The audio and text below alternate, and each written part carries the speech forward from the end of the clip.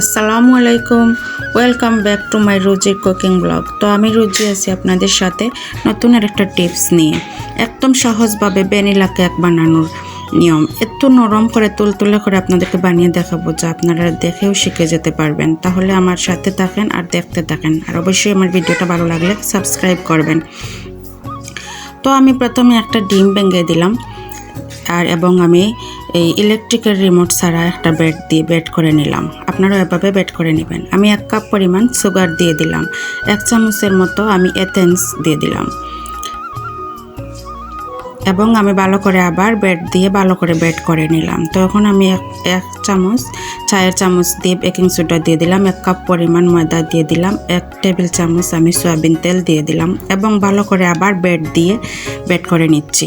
1/2 cup পরিমাণ গরুর দুধ দিয়ে দিলাম এবং আমি এগুলোরে খুব সুন্দর করে বেটে নিলাম। এখন আমি একটা বক্সের মধ্যে রেখে দেব যাতে আমি এটা খুব সুন্দর করে কেক বানিয়ে নিতে পারি। তো এখন আমি একটা ঢাকনা দিয়ে ডেকে দিলাম, গ্লাসের ঢাকনা। তো আপনারা এইভাবে একটা গ্লাসের ঢাকনা দিয়ে ডেকে দিবেন, তাহলে সুন্দর হবে। দেখা হয়ে গেছে, এটা খুব সুন্দর স্পঞ্জ। আমি একটা হলে দিয়ে চেক করে নিয়েছিলাম, তখন আমি কেটে কেটে দিয়ে দিলাম।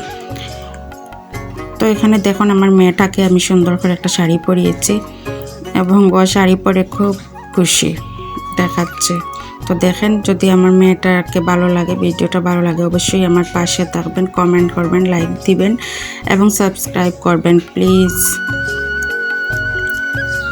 আর এখানে আমি আবার আপনাদের জন্য আরেকটা রেসিপি নিয়ে আসলাম, যেটা হচ্ছে নুডলস।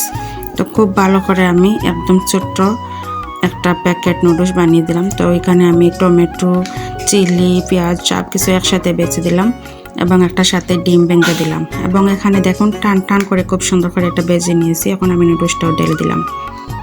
এখন সুন্দর করে নুডলসটা এই যে হয়ে গেছে। এখন আমি একটা প্লেটে নিয়ে পরিবেশন করার জন্য আপনাকে দেখিয়ে দিলাম। আসসালামু আলাইকুম, আল্লাহ হাফেজ।